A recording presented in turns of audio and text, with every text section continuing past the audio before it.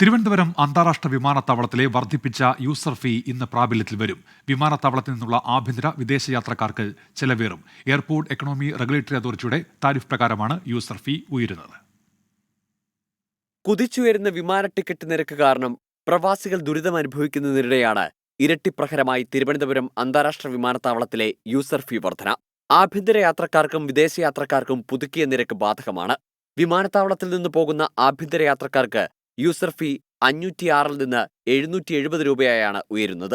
വിദേശ യാത്രക്കാർക്ക് 1069 രൂപയായിരുന്ന യൂസർ ഫീ 1540 രൂപയാകും. വിമാനത്താവളത്തിലേക്കെത്തുന്ന ആഭ്യന്തര യാത്രക്കാർ 330 രൂപയും വിദേശയാത്രികർ 660 രൂപയും യൂസർ ഫീയായി നൽകണം. വിമാനത്താവളം അദാനി ഏറ്റെടുത്ത ശേഷമുള്ള ആദ്യത്തെ യൂസർ ഫീ വർധനയാണിത്. 2 വർഷം മുമ്പ് പുതുക്കേണ്ട യൂസർ ഫീയാണ് ഇപ്പോൾ പുതുക്കിയത്. ഓരോ 5 വർഷം കൂടുമ്പോഴാണ് airport economic regulatory authority user ഫീ വർദ്ധിപ്പിക്കുന്നത്. കുത്തനെ ഉയർന്ന നിരക്ക് യാത്രക്കാർക്ക് തിരിച്ചടിയായേക്കും. 24 തിരുവനന്തപുരം.